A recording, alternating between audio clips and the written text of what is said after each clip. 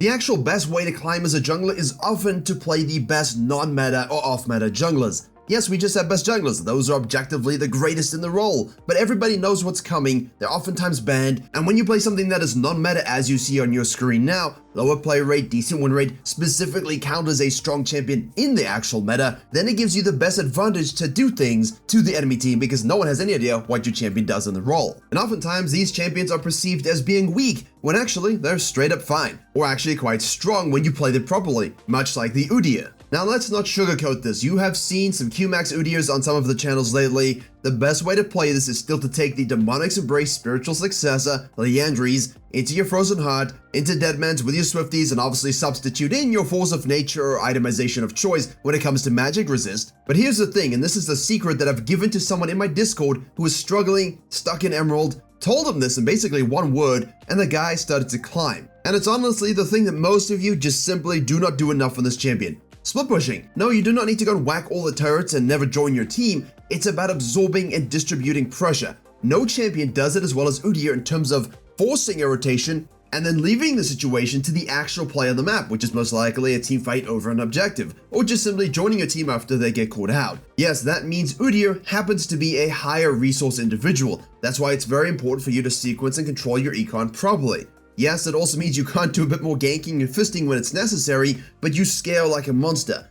If you view the game a bit more like a Karthus would, basically choosing your pressure points around your clear timers, you're gonna have a great time. If you have the wrong idea where you rotate to ganks, force fights, when you could be sequencing and taking higher probability plays, then you're not gonna have a good time. Now obviously going for the RWE is the best way to go. That synergizes with the damage and utility and the slows that you get from maxing that ability first, as well as giving you the tankiness of the lifesteal and the utility, of course the awakened E giving you that unstoppable, to do the necessary for your team. Now that sounds like a cop-out, like what does that even mean? It means you can run away from people quickly, you can engage people quickly, you can bait CC spells quickly, and you can run, disrupt, and tank all the spells because you've got a big-ass shield and some lifesteal. Also most likely you're just killing them anyway because the hard damage is probably more than what they're doing at this stage. Yes, there are still decent win rates for your QEW max, and that's just going via statistics, and there's a lot of solid data around going the Trinity Force, the Titanic Hydra, the Stridebreaker, even Ghostblade. No Eclipse is not actually performing that well, and no Blade of the Rune King isn't either. Profane Hydra is though,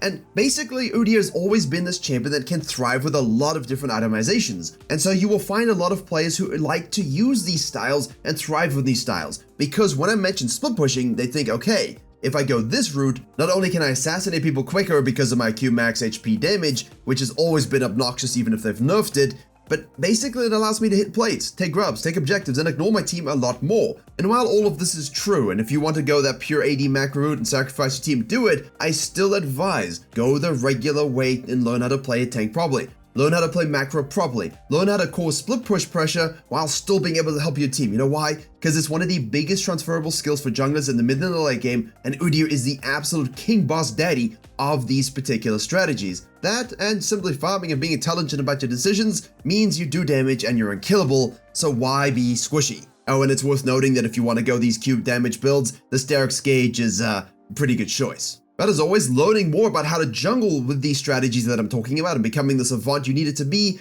the best way is always to go through Virkayu.gg. Updated courses with Season 14 components, we have that dedicated program to help you climb faster, coaching classes, coaching VOD libraries of all kinds, special weekly content you'll see nowhere else, Q&As, patch note rundowns, community events to get better, as well as all of this hosted in a private jungle Discord. And if there is one thing I'm good at, it's making junglers go from low elo to high elo, as seen by the great number of success stories from the end of last season and already the beginning of Season 14. So to climb faster than everybody you know and to jungle diff every game you play, head to Virkayu.gg or click the link in the description below. So if Udyr isn't exactly your cup of tea or he's eaten all your cookies, then Rumble is perhaps the better way to go. First Strike Dark Harvest doesn't really matter, I'm showing First Strike up on the screen for you. That's because this rune is still absolutely the greatest at doing a little bit of damage, decent amount of damage, and getting a hell of a lot of gold for champions that absolutely spike in the mid and the late game. Or just, know how to snowball. Now Ultimate Hunter is important because your ultimate, while difficult to hit, does an absolute insane amount of damage, and when we're talking about the thousands, you know it's a lot. Now here obviously we're going to be maxing that Q because the max HP damage that they put on it is a little bit ridiculous and people kind of slept on it, and hey, still under the radar. The problem with the first clear is managing your heat a little bit more efficiently, using that passive obviously. That's where he had a lot of issues originally a couple years ago when they buffed him into the jungle. Too much percentage max HP damage on those auto attacks.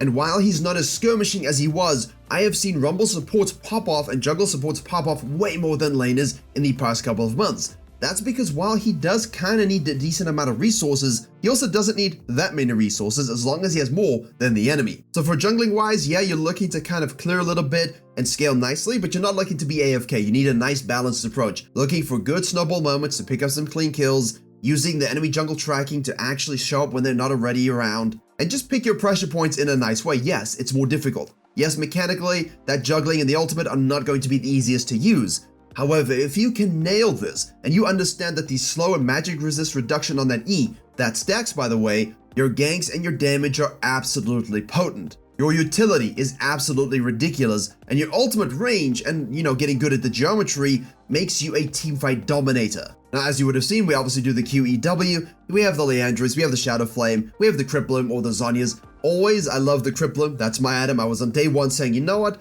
I like this item, I'm gonna run it on everything. Yes, that means I ran it on Kai'Sa and Zyra right at the beginning of the season. The haste is worth the loss of penetration, and the heal is absolutely goated for this kind of champion as well. Get on those fights, get that regen, help your team, spam your abilities more, and simply win. 0.6% pick rate, 51% win rate for multiple patches in a row. Rumble is the guy. But is he him like Ivern is? Or Ivern actually isn't. So I'm sorry, I gotta put him here. People are not playing this champion. He's just disgustingly Astro broken, has been for so long, and people absolutely refuse to play him. Here's the fun spin though. Can we just take the E and the Q max thing off? Everyone knows you go E into Q. Yes, here it is. Full AP Ivern is actually probably the better way to play. I just said actually probably because it's true. The Lich Bane, as has been broken on many AP champions the whole season, as well as the Malignance R synergy, not only with the burn damage, but the cooldowns, and obviously the raw amplification of your AP ratios, equals this is a champion that's gonna spam shield, huge ass shields, always up, a lot of damage,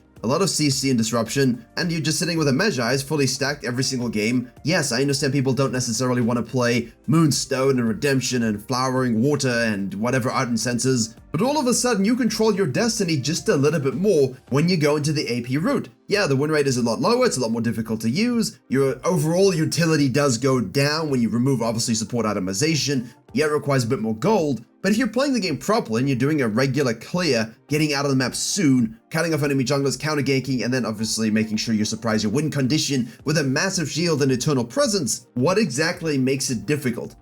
Your positioning. Knowing exactly how to use his spells, where you should stand, how to control Daisy, when to target swap, when to use your brushes and your W appropriately, hitting that Q accurately and fast. There's no reason with this kind of build flexibility from pure support to a lot more supportive carry should have a 54% win rate and a 1.4% pick rate in a meta where you can protect anyone who's popping off in your game. Now the next jungler I'm going to pick has a 0.6% win rate as well. That'll be an interesting one. So I'm going to pick Fiddle for this one because his win rate has been climbing, and while his pick rate is usually a little higher than the threshold here, he still is no longer in the meta. Think about this, for 3 years he was an S or A tier on my best junglers tier list, on everybody's tier list. All of a sudden, Season 14 comes around, the maps change, the lanes have gotten even wider, the Rocket Belt Mythic has gone away, all of the versatility from the Mythic itemization has gone away, and yes, players like Fiddlesticks mains and Zyra mains, yes, we enjoyed the Mythic era because I wasn't tied into going Leandris Rylai's every goddamn game, which is again kind of what you're doing now. Yeah, there's flexibility a little bit, but it's not the same as last year or the years before where really you could go a lot of different routes in those carry positions. Nonetheless, guess what's happened? They've realized that with the passive shifts to items and the nature of the meta that we can now go Rocket Belt again. Which is good because he wants a Rocket Belt. He wants the active, he wants the damage, he wants the HP, he wants everything that it gives. Obviously, you can rush your Malignance if you want. After a few buffs, this item is obviously doing a little bit better. I do still think that the Leandris, Rocket Belt, Malignance, trifecta of itemization is going to be the best way to go. And yes, that's rushing all those items, not necessarily building them as the first 3 items. Although you could technically do that, I do advise Zhonya's, it's just too strong. And the needlessly large rod with the AP scalings is just honestly very nice. And obviously the Leandris later on in the builds, the Void Stuffs, the Crypt Blooms, the Death Caps, these things can all obviously work. Don't forget your Banshee's Veil as well. It's more about the fact that once we've rushed, Rocket Belt and Zhonya's, then you're in a great position to actually dominate games. Remember the Virkayu carry rule, 6,000 gold to 14 minutes? Make sure you're getting to that intelligent sequencing, intelligent ultimates, intelligent taking of objectives, smart counter jungling, smart counter ganking. It sounds stereotypical, but oftentimes in coaching, when you watch this kind of champion, you see people struggle with these basics. They don't pay attention to fog of war and find the best counter ganking angles through tracking of the enemy jungler, through watching vision on the minimap. Yes, you're gonna go your W, Q into the E, but what holds Fiddlesticks players back is all of these absolute jungle fundamentals they think don't apply to them because they're so unique. There's an element of truth to that. However, the best Fiddlesticks mains are the ones that sequence, take ganks when they can get them, get themselves a small lead, and then use the item spike advantage that comes through the utmost insane damage of his ultimate and his sucky, and the game is changed forever. Why coin flip all of your fights in the late game when you've scaled slowly, when you can impact the early game and win at 2 to 3 items, do the exact same damn thing and avoid any sort of coin flips? Most junglers should think this way, but if we're talking about Rek'Sai and Elise and Shoutout, I would not be giving you this advice. I would say, look, you need to be a bit more active in your ganks. You need to look for these opportunities more. Whereas with Fiddle, I'm telling you, farm, gank when you can, play around your ultimate, counter gank more so, snack an objective when someone's nowhere else. If they're doing the thing you want to do and you don't have ult up, leave, walk away, sacrifice, go to the grubs or lay on the dragon, take it. He ganks bottom lane, then take his top side as well. Maybe you can gank the top lane. Fiddle is one of those junglers that really responds well to junglers and players who can pilot not only those moments of domination with the ultimate and the suckies, but also be predictive and reactive when it comes to their jungling. Look, the reality of the situation is there are a few non-meta AD junglers. The problem is most of the AD junglers, they're all already meta. They're all strong as it is, and it's a fighter-dominated role. It is what it is. The only one I was going to put here was Talon, which is true, he's the bonus Shoutout, but his win rate kind of fluctuates a bit too much, which means he ebbs and flows in the meta a bit more than I would like in terms of how you would qualify for this video. And Gwen just simply fits the bill. She obviously scales insanely well. Ionian boots are absolutely cracked on this champion, rushing the Nash's Tooth into the Riftmaker. Not much has changed in that regard. The thing is, my friends, this is really a champion that does not come online until the 6,000 carry mark. You want those 2 items, you want to get to 14, 15, and you want to be as strong as possible without risking getting to that point. Eventually, you will take over. It is an absolute guaranteed reality that Gwen will get fed. Now, we're ending on this champion because we want to have a parallel to the way we started this video with the Udyr. What she provides is macro pressure and the ability to just give up things with no punishment. As long as you're farming just like Canyon did when this champion first came out, and he actually just literally did this. Full clear, base, opposite scuttle, counter jungle if possible, otherwise full clear again, maybe look for a cleanup kill on the bottom lane. You are not risking anything unnecessarily. You're just making it so the enemy jungler can never counter jungle you. You're forcing them to make proactive plays to beat you because you know they're on the clock against you. And if you can happen to snack away a few grubs, please do so. Let them get distracted by something, snack yourself 5 to 6, have your mites, and you're gonna split push. Not only are you gonna split push, they're gonna have to send 2 at you in order to beat you. With Gwen though, unlike with Udyr, you don't need to run away all the time. You can just kill everybody, basically. There's no reason a champion that basically has every single stat in the game plus a huge ass immunity spell on her W cannot be played in the jungle effectively. Now you do have certain counter matchups, so choose the one you hate the most, really it's a personal preference at this stage, and ban that person. Then play your own game. Gwen jungle mains are the ones that really thrive at understanding patience and giving things up. I cannot stress that enough as a message of this video. Yes, with the Ivrans, you're not looking to give anything up, you're looking to be more active. Udyr, you're looking to farm a bit more, you can be more involved, Fiddle likely that as well. But all of these champions do a very good job of simply synergizing with certain items very, very well, and synergizing with letting the game come to them. The only one that would be a bit more different here is of course the Rumble, who while you don't want to AFK and scale, does want to be a bit more hands-on, but once you do get hands-on, it's like a Silas level of takeover. But the one common thread is you have to be a jungle pathing god, and fortunately, there are videos just for that.